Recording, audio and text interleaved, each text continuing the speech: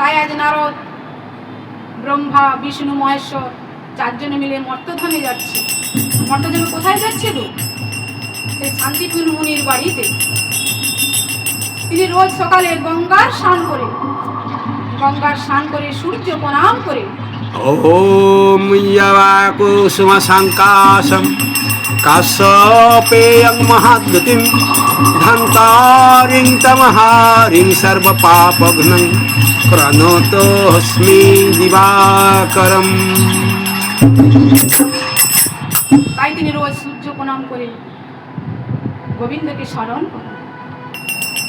গোবিন্দ এক ভক্ত পাঠিয়ে দিলে তিনি ভক্ত সেবা দিবার পর, গোবিন্দ সেবা দিবার পরে তিনি নিজে প্রসাদ গ্রহণ করেন। আজ বসে বসে রোজ গোবিন্দের কথা চরণ চিন্তা করে, গোবিন্দ দয়াময়, কবে তুমি আমার জীবনে আলো জ্বেলে দিবে, দীপ শিখা জ্বালবে। তাই তিনি আজ স্নান করার পর গোবিন্দকে ডাকছে। কি বলছে গো? মঙ্গলময় প্রভু কবে তুমি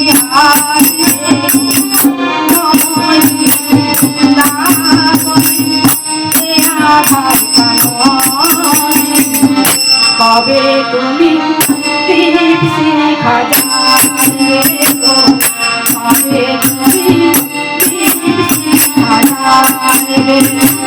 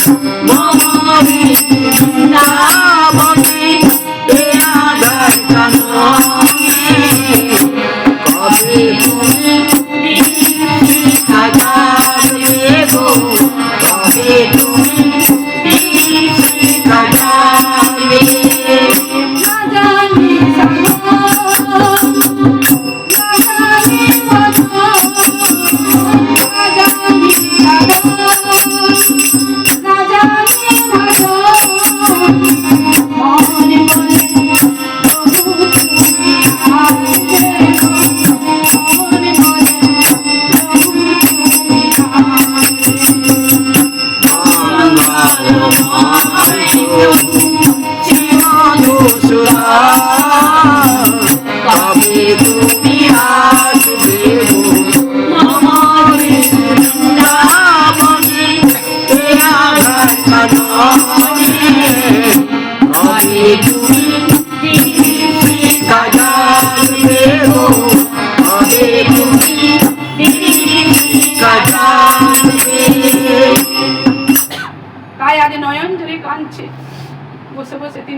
মাধুগুরি করে আজকে তিনি বৈষ্ণব সেবা দেবেন।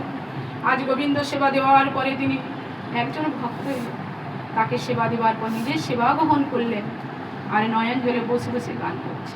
ওমা, ভক্ত যদি ডাকে ভগবানকে না সাড়া দিয়ে আসতে পারে, তাই সেবা দেওয়ার পর তিনি বসে আছেন, গোবিন্দের চরণ চিন্তা করছে। সেই সময় গোবিন্দ কি করলেন গো, বৈষ্ণব হয়েছে, ভক্ত রেখেছে, ভগবান না সাড়া দিয়ে আসতে পারে, ভক্তের বাড়িতে আছে ভগবানের আগমন, জানতে পারলেন না। তার জীবনের দৃষ্টিকা জেলে উঠেছে। ওমা, গোবিন্দকে যখন আমরা ডাকি আর অনেক কিছু সংকেত দেয়, আমরা কিন্তু বুঝতে পারি না। ডাকছে মুনিবর, মুনিবর, তার শান্তিপুর বাড়িতে এলেন। তোমরা দেখলেন চারজন বৈষ্ণব এসেছে। বলছে, মুনিবর, আমরা খুব ক্ষুধার্ত, আমাদের কিছু সেবা দিলে ভালো হয়। মুনিবর চিন্তা করল, এই ভরে দুপুর বেলা চারজন বৈষ্ণব এসেছে, আমি রোজ গোবিন্দকে ডেকে একজন ভক্তকে ডাকি। ভক্ত সেবা সব থেকে ভগবানের দিকে মূল্যবান জিনিস। তাই তিনি চিন্তা করলেন, এই দুপুর বেলা চারজন বৈষ্ণবকে সেবা দিতে হবে। তাই তিনি চিন্তা করে ডাকছে, মধু, মধু, মধু ছুটে এলো। বাবা, তোমার মনে তো দুঃখের ছাপ কেন? তুমি কি চিন্তা করছো? মধু, চারজন বৈষ্ণব বাড়িতে এসেছে, আজকে সেবা দিতে হবে, তারা কিন্তু আমি তো এই মাধুকরি করে এনেছি, আমি তো আর যেতে পারবো না। আমরা ব্রাহ্মণ লোক, আমরা মাধুকরি করার পর আমরা বৈষ্ণব সেবা দিই, গোবিন্দ সেবা দিই।